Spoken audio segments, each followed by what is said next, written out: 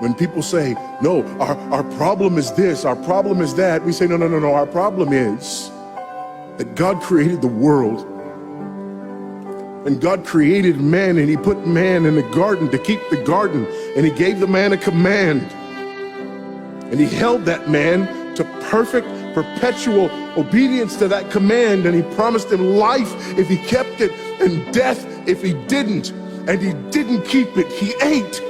And because he ate, because of that one man, sin entered the world, and death through sin. And everyone born from that man through ordinary generation inherited that man's sin nature.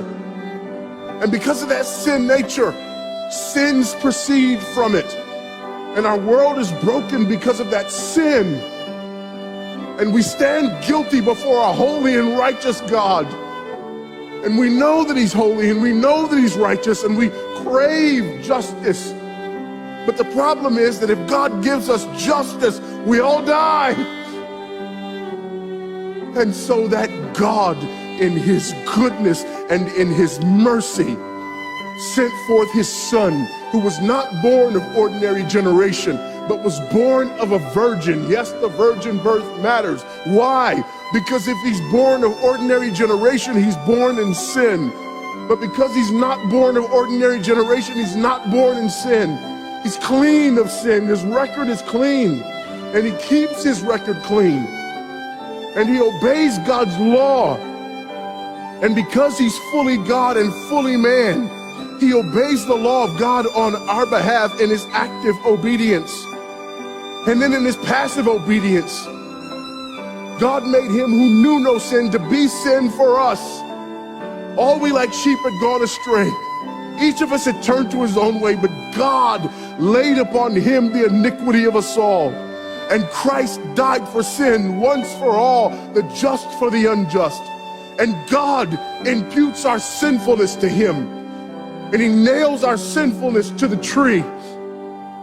And Christ dies and raises again on the third day for our justification. And there's another imputation. The righteousness of Christ is actually imputed to us so that God can be both just and the justifier of the one who places faith in Jesus Christ.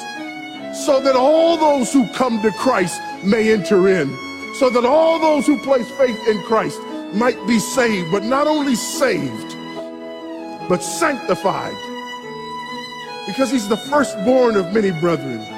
We're justified and we're adopted into the family of God. And we're sanctified, and as his children, we begin to bear the family resemblance. And we're further sanctified throughout this life by the very same gospel that saves us.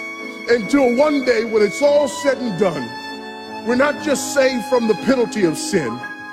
We're not just saved from the power of sin, but one day we're glorified and saved from the very presence of sin. That's the gospel that we preach. That's the gospel that we need.